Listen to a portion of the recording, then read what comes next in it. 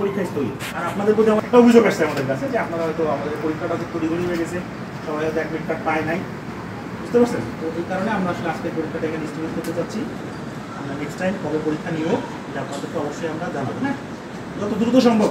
সেক্ষেত্রে আমরা আপনাদেরকে ডাকেও চিঠি পাঠাবো এবং যদি সম্ভব হয় আপনারা এখানে এসে অ্যাডমিট কার্ডটা আবার নিয়ে যাবেন, বুঝতে পারছেন? আর এখানে কথা হচ্ছে ভাই, আমরা তো দুজন সরকারের লোক মানে সরকারের অংশ হিসাবে এখানে আসছি, তো সরকারের আইন কানুন মিলে আমরা কথা বলবো, বুঝতে পারছেন? এখন আপনারা যদি কোনোভাবে কেউ অভিযোগ করে থাকেন যে কে কার কাছ থেকে টাকা নিছে, কে কার কাছ থেকে করছে, এটা আপনাদের বিষয়। আমাদেরকে আপনারা মনে হয় কখনো এখানে দেখেনও নাই, আবার আগামী কত বছরে আপনারা দেখবেন কিনা এটার কোনো ইয়ে আছে। যদি কেউ কারোর সাথে কোনো ধরনের লেনদেন করে থাকে এটা একান্তই আপনাদের ভুল, একান্ত আপনাদের ভুল, বুঝছেন? পরীক্ষা স্বচ্ছভাবে হবে।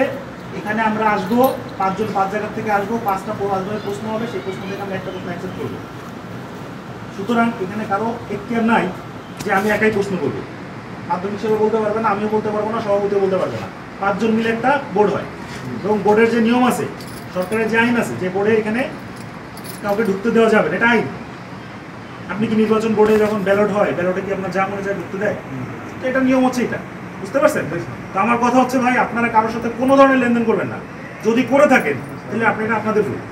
এখন যদি আমার কথাই বলি, ধরেন কার কথা বলবো, ধরেন হচ্ছে আমার যে গাড়ি চালায়, সে যদি এখন আমার কথা বলে আরেকজনের কাছে টাকা নেয়, সেটা তাকে আমি নিবো বলেন?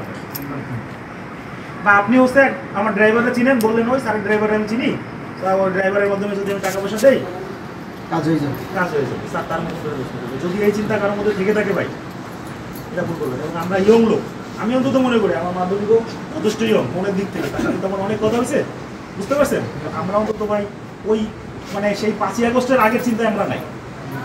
আপনি আমাকে কোটি টাকা দিয়েও কিনতে পারবেন, আমি বললাম এটা, আমি কিছু বলতে পারলাম না, ঠিক আছে? পড়াশোনা করেন, কীভাবে পড়তে হবে এবং ইত্যাদির প্রধান একটা প্রশাসনিক পদ।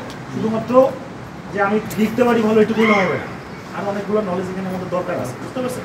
এই কারণে গভর্নমেন্ট এটা নাম্বারও ওইভাবে ভাগ করে দিচ্ছে যে আমি শুধুমাত্র খুব ভালো পড়তে পারি এটা না, আরবি জানি এটা না, আমাকে কীভাবে আরও ভালো পড়াইতে জানতে হবে, আমাকে কী করে সব কিছু ম্যানেজ করতে হবে এটাও জানতে হবে, বুঝতে পারছেন? জনবল কাঠামো জানতে হবে।